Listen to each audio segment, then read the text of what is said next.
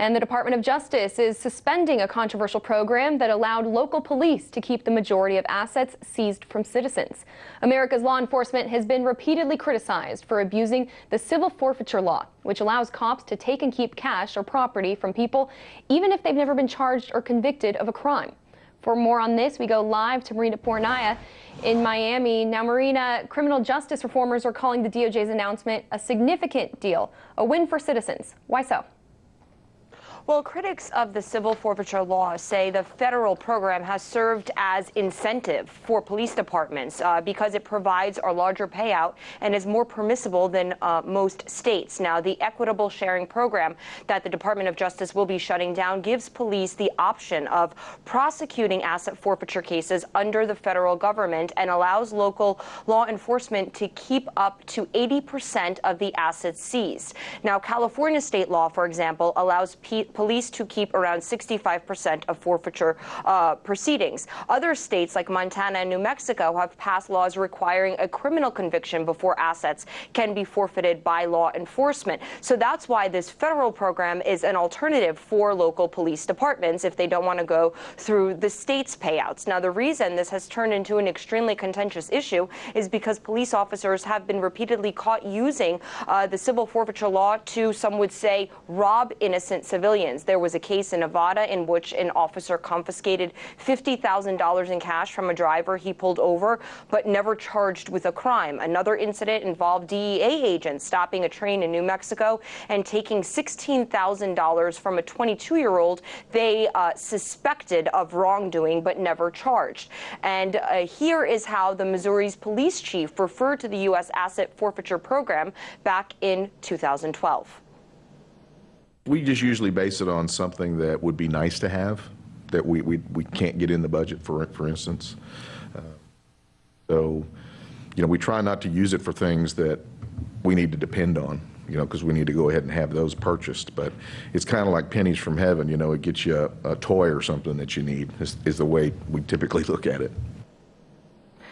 Pennies from heaven. That is how one police officer described this forfeiture program. Now, while the Department of Justice is shutting down their repayment program, police departments will still be able to apply for a payout from the state. So it's not as though the civil forfeiture program will be completely eliminated. And according to the Justice Department, government agencies seized about $4.6 billion under the civil forfeiture law last year. That just gives you an indication of how much money police and government agencies can make under this law.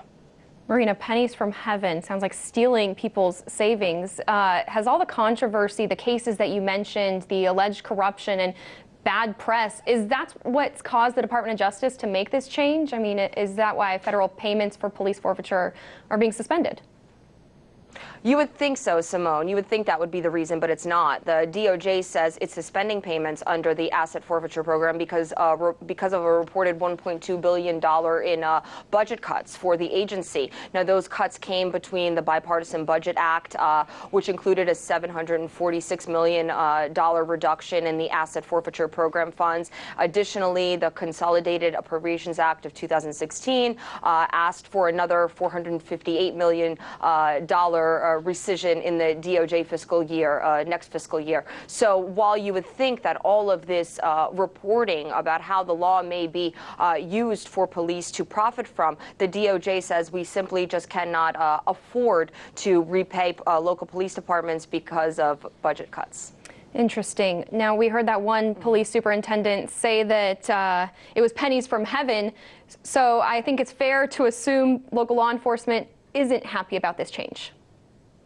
That's right. Police officials have written letters, emails, and memos blasting everyone from Congress to the president. In an email to union members, the International Association of Chiefs of Police said the DOJ's decision is detrimental to state, local, and tribal law enforcement agencies and the communities they serve. The National Sheriff's Association said Congress and the Obama administration should be ashamed and insisted the decision will have severe and direct consequences for communities. But, Simone, it's not clear why everyone's life is now at greater risk because the DOJ shut down an asset forfeiture program. The change doesn't prevent police from arresting and seizing goods from suspected criminals. It only changes the legal option that police have for keeping what they take from citizens they suspect of wrongdoing. They can still do their job the same way they were able to do it yesterday, the day before, and the year before that.